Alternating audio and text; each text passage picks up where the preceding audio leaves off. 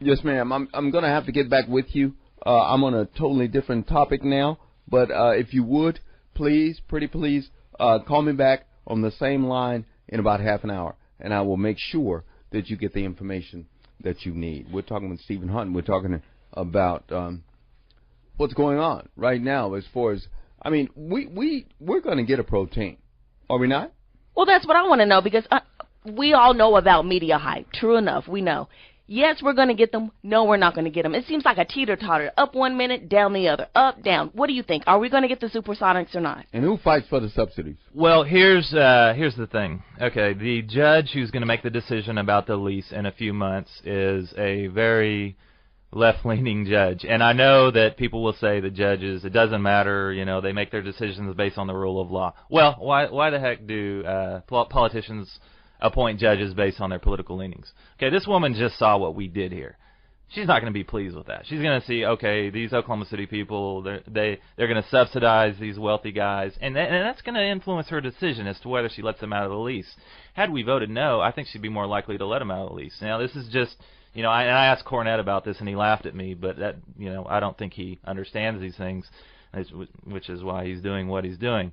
But had we voted no, there's a chance we could have gotten the Hornets, because the Hornets, a third of their base was diminished by Katrina, and they cannot support a team down there. That's what Launa said. A majority of the people here would rather have the Hornets. I mean, you know, I know maybe I agree. 3 people that think differently, and these are people who used to live in Seattle. So I think we shot ourselves in the foot. I think we could have told the country that we are a place that, you know, we got our priorities straight. And back to Oklahoma Media Awareness Alliance, I think that a lot of this is to blame by the fact that we have a media here that does not care. I spoke with probably 4 or 5 television guys, you know, on Channel 4, 5, and 9. Not one of them was from Oklahoma City. And in fact, one of them told me to my face after the interview, I hate this place, I want to get out of here. And these are the people that we want telling our story. That is a complete joke.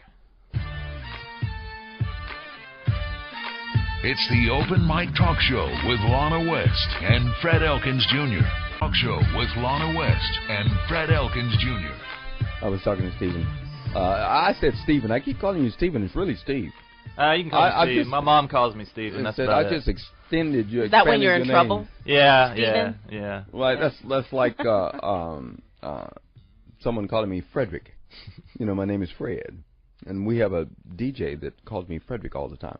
Anyway, it's all right. It's all right. But Steve Hunt from the Oklahoma Media Awareness Alliance, .org, if you go online, and we're talking about the media and being manipulated and some of the things that are going on. Very interesting, because a lot of the conversation that we're moving around, because I noticed, Lana and I, over the last few weeks, we've been talking way before Obama, his pastor, you know, slapped him upside his head with some of the words that he said, how we were getting bits and pieces, or this shade of green, this shade of purple from the media. You flip from 44, I say that, from Fox, and then you go to MSNBC, and it's totally different. I mean, saying, why are these people talking so differently about the same issue? You know, it seems really, really weird, but everybody has an agenda. There's something that they have to get processed for themselves, I guess, in order to grow or make money or become millionaires or multimillionaires. Is the media part of this? Tell me about what you think in the ways that information is being disseminated to us as a people.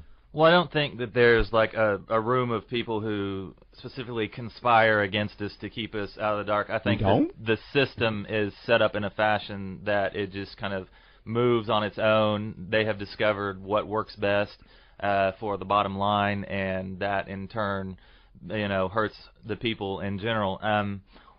A couple things that I like to really bring up that can help people with regards to watching their television, listening to the radio, is to note how much emphasis is put on the president. How, you know, that's all you hear about.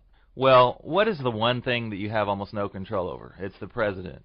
Here we are at this station close to the Capitol. After this show's over, you and I could walk over there. We could talk to anybody about just about anything. You know, even with our congressman or senator, you know, we could go talk to Mary Fallon. I don't know if I'd want to do that, but we can do it. We have a tremendous amount of influence over our local politicians, and you know, and our system is set up in a fashion that it just kind of moves on its own. They have discovered what works best for the bottom line, and that in turn, you know, hurts the people in general. A couple things that I like to really bring up that can help people with regards to watching their television, listening to the radio, is to note how much emphasis is put on the president. How, you know, that's all you hear about. Well, what is the one thing that you have almost no control over? It's the president. Here we are at this station close to the Capitol. After this show's over, you and I could walk over there. We could talk to anybody about just about anything. You know, even with our congressman or senator, you know, we could go talk to Mary Fallon. I don't know if I'd want to do that, but we can do it.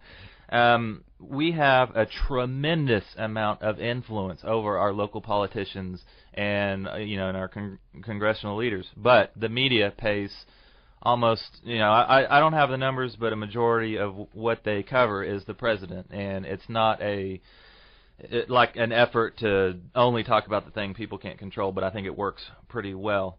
Now, with regards to what everyone's been talking about, Obama's pastor, I think that one thing that I have noticed about media in general, religious media specifically, since the 80s when everything changed, I'll give a little history lesson. Mark Fowler, who was Ronald Reagan's FCC commissioner, he described television as nothing but a toaster with pictures. You know, I don't know what that means, but basically what he was saying is we don't need to have all these regulations over something that's just a toaster with pictures. So that's when the massive movement to deregulation started, and one of the things that happened was that religious programming was no longer allocated, but you could buy space to do whatever you want to do, and do whatever you want to do is a good explanation for the things people are doing these days. One thing you notice when you listen to religious radio, especially in this city, is that almost nonstop there is ranting and raving about people who they perceive to be non-believers, namely liberals and gays and whatever the latest hobgoblin is. They don't know God. Right. Mm-hmm. So I think that it would be sensible to say, well, these people aren't believers. We need to show them the light. We need to not rant and rave about them rather than hold ourselves to higher standards.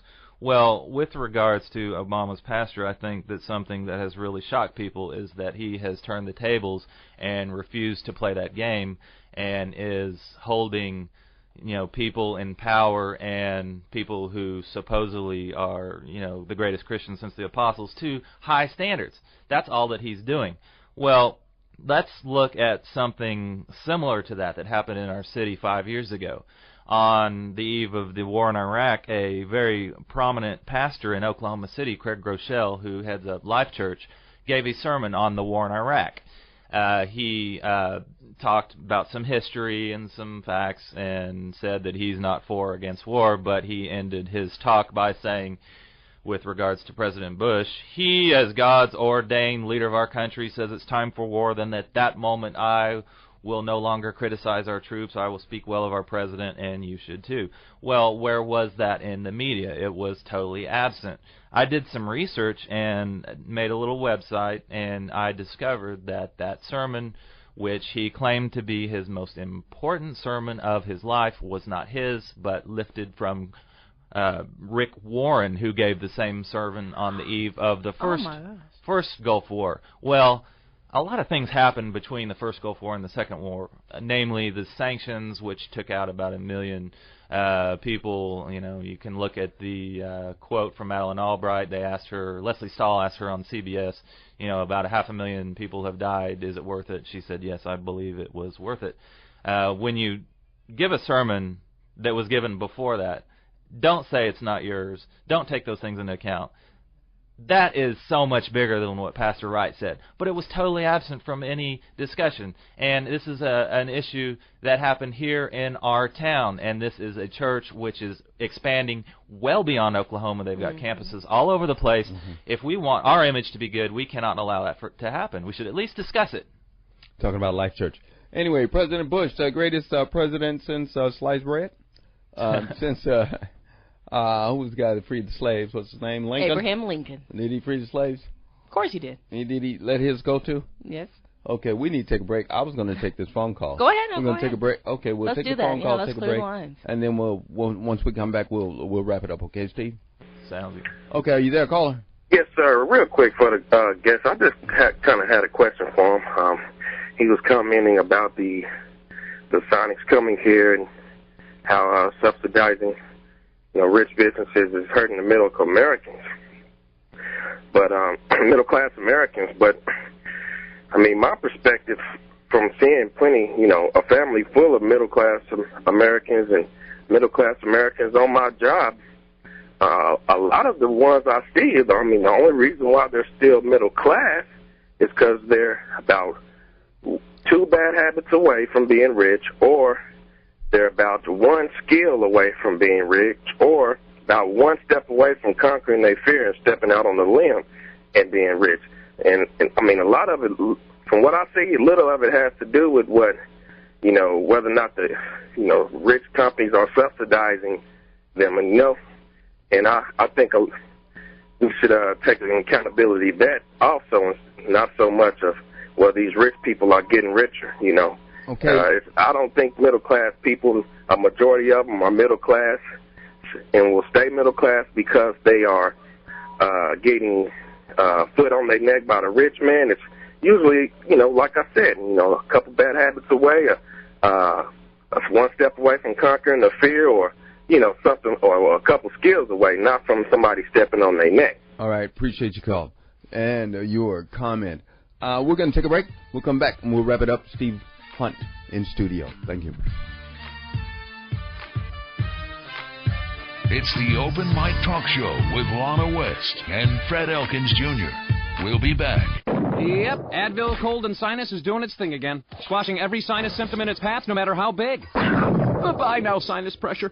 You see, Advil Cold and Sinus has the unbeatable power of Advil. Aw, there goes pain. See ya, wouldn't want to be ya. Oh, and it's got a strong decongestant, too. Aha. Nasal congestion never saw that coming. Look for it at the pharmacy counter. Advil Cold and... That was close. I'm just going to try that again. Advil Cold and Sinus. Big time relief. Use as directed. I'm not a mechanic. I am a music conductor. I arrange symphonies, not timing belts. But I know my certified pre-owned Acura TL is in perfect harmony. Just like I know its sound system is so incredible, it's hard not to pick up my baton. Acura certified pre-owned vehicles receive a 150-point inspection and a 7-year, 100,000-mile powertrain warranty from the original service date. In other words, they must pass our test before they pass yours.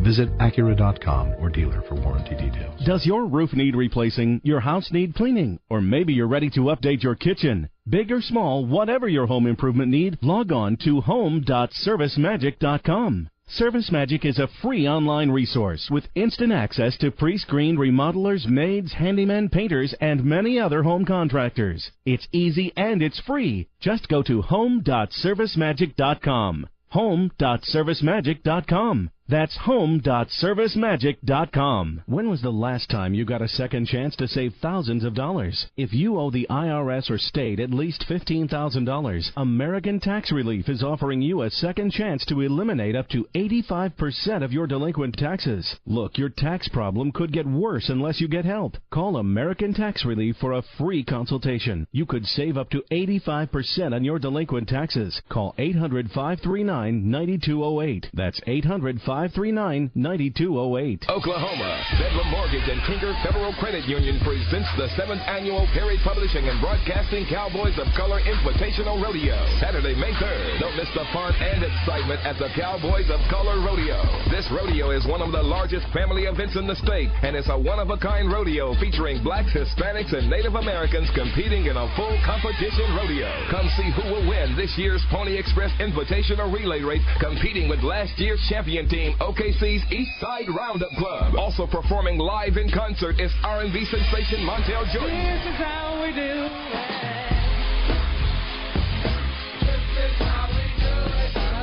Don't miss the fun and excitement at the Cowboys of Color Rodeo. It all takes place on one night, Saturday, May 3rd at the State Fair Arena in Oklahoma City, starting at 7 p.m. It's the 7th annual Cowboys of Color Invitational Rodeo. Get your tickets now. Get your tickets right now, starting at $10, not including service charge, in the Oklahoma City area at the State Fair Arena. Images of Hair and Nails, GQ Fashions, 7 Beauty Supply, the Old City Source, Gates Barbershop, Hopkins Hair Care, and online at tickets.com or charge by phone 1-800-511-1552. Also being brought to you by the Oklahoma Lottery and Cricket Wireless.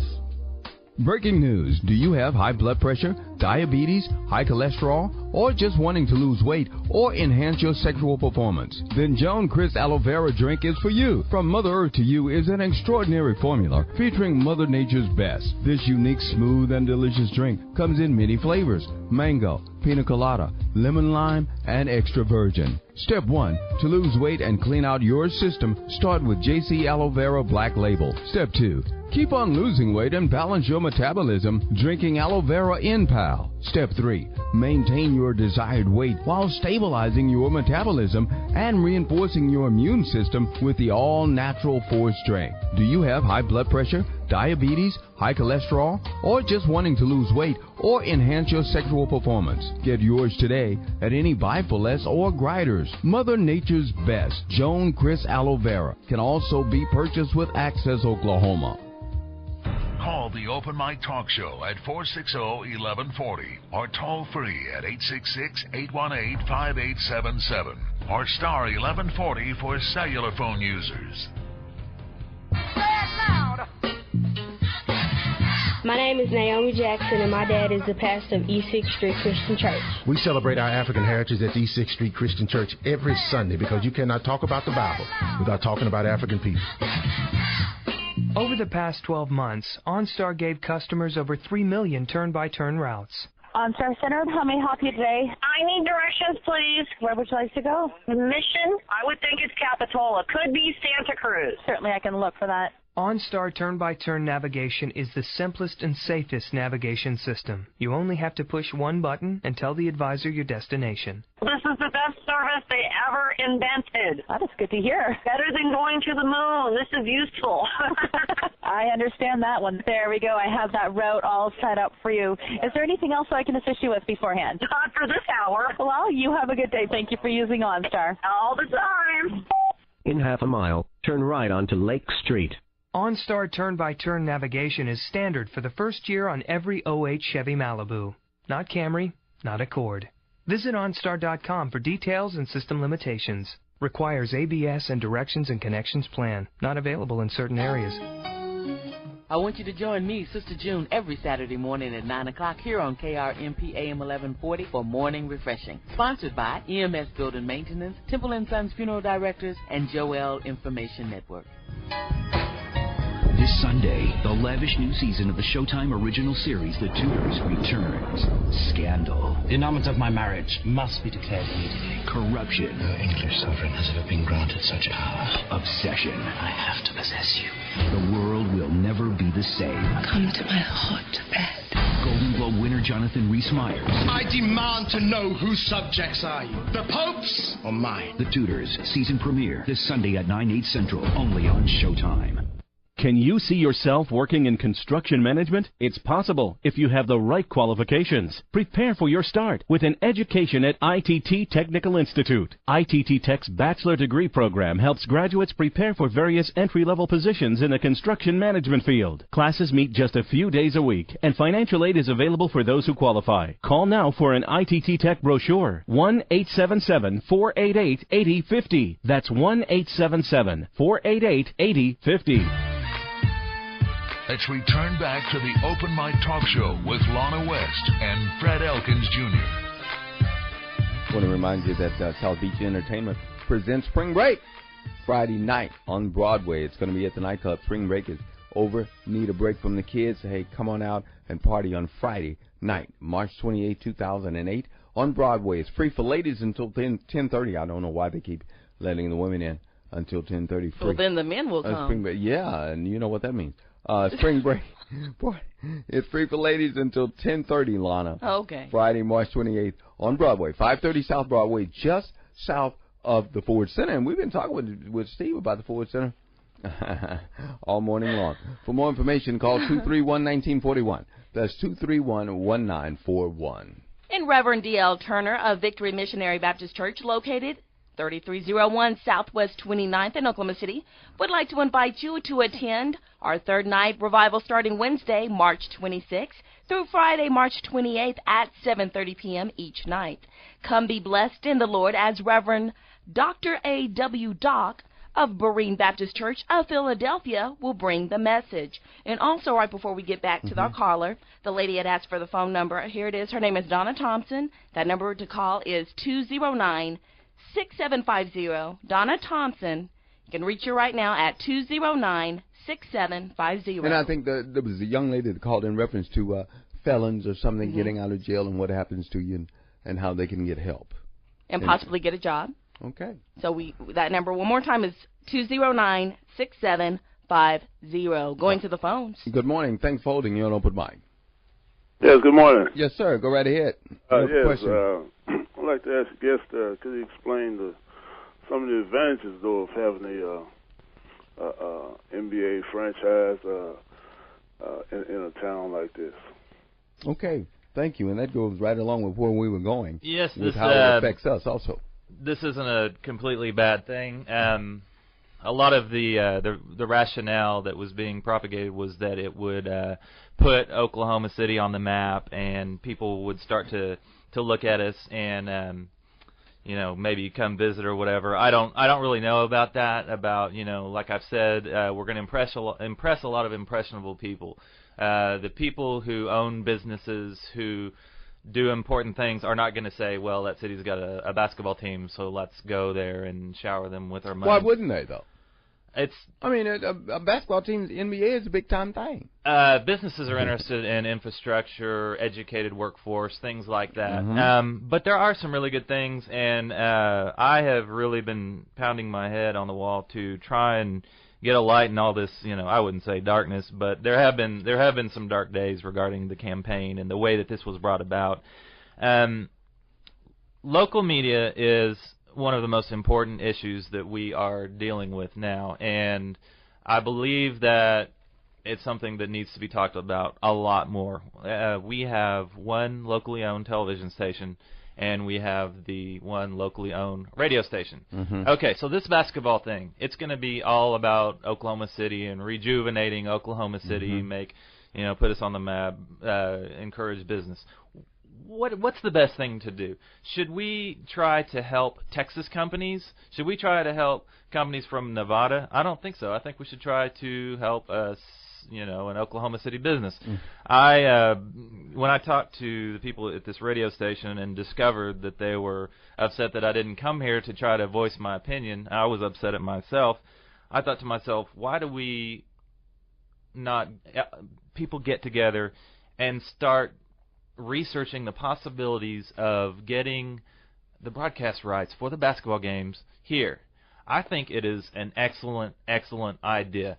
The city has pumped a lot of money into the stadium to ensure that the team is here. Why not get the city, the chamber, who has all this money, to start researching the possibility of a way of getting the basketball game rights here at this one locally owned station? It would do amazing things for the city, for the station, for the east side, to have the players in here after a game talking about how it went, or the things that they're doing in the community. Remember, Desmond Mason was here. I mean, he's a great guy, artist, very involved in the community and education. Have someone like that come over here and talk about the things he's doing. And I know that the city has the means and the wherewithal to make something like that happen, whether it's talking to local businesses, saying if the basketball team comes here, will you advertise? If not, what do we need to do to make sure that you do? Or talking to Bennett McClendon, the ownership group, saying, you have a responsibility to Oklahoma City. We gave you a sweetheart deal to come here. Now exchange the favor, and when it comes time to give the rights to the broadcasting firm, look at this locally owned station. We don't think Texas and Nevada needs to have their businesses, flourish as a result of this. And what it would mean to you're talking about being owned by a Oklahoma City man. He owned the company, but also being broadcast by an Oklahoma City broadcast company right here in the heart of the neighborhood, so to speak. Makes sense. Right. And so why couldn't that happen? And what would it take to make that happen? I mean, would it be? I mean, is it a matter of communication between entities? I mean, who's involved?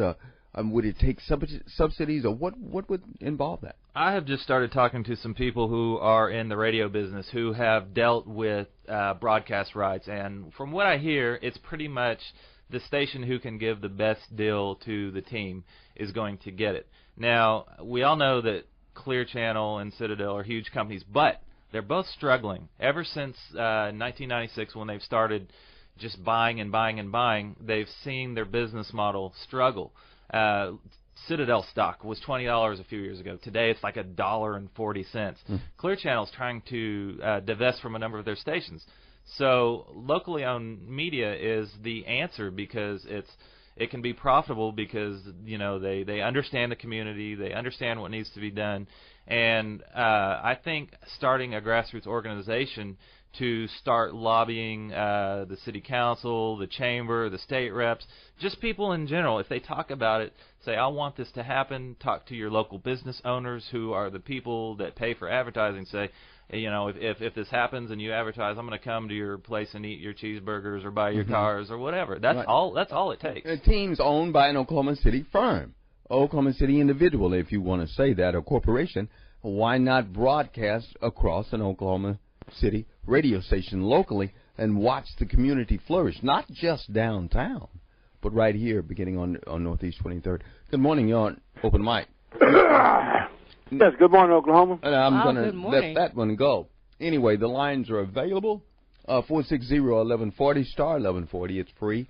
It's a wireless, and it's AT&T, and 1-866-818-5877. I'm going to go back to talking about the Hornets. I mentioned this, I believe, a week or two ago, and I know that Tulsa has a brand new stadium. It's looking really, really nice. Yep. I believe it's completed, almost completed. I think it is. I've heard some people say that it looks pretty nice, so I think it's either done or almost done. What are your thoughts on this? If the New Orleans Hornets went to Tulsa, I don't know. I haven't really looked at that too much, and I don't. From what I know about Tulsa, I think it would be pretty hard for them to support a professional team, especially being so close to Oklahoma City. But, you never know what's going to happen if we don't get the Sonics, and then we start jockeying for the Hornets. It's going to be up in the air, and there's going to be some other cities fighting for it. So I think, honestly, I think that had we voted no, we would have had a better shot of getting one or the other. Now we're going to have an outraged Seattle community. They're especially angry at us for voting yes for this. We don't care. We don't care what Seattle does. Downside, do you see a downside at all? And I know we're out of time, because we talked about Cleveland and what they had, but that's another story. That's another game. Cleveland did what we did, and they now still have the highest poverty, highest unemployment rate. It's kind of up to us where we go. But we don't have to. We don't have to. Okay. We can start lobbying for this station to get the broadcast rights. We can make this a positive thing. We can see to it that the players start doing things in the community, and we can make it good for all of us. And then we can say no next time to something like this. Steve, we want you back. Appreciate it. I don't know what took you so long. We're out of time. Came to his senses. We're out of time. That's right. I'm gonna go see what Mick is doing. Let's see what Mick is doing with what's the guy's name, Stern, and Clay Bennett. Yeah, no, he's not gonna be with Clay. He might be. He with might Clay. be. And they're going down to the Sheraton today. About 12 noon. So we're gonna go down there and have some lunch and see what's happening. We'll do it again tomorrow, Wednesday, Hump Day.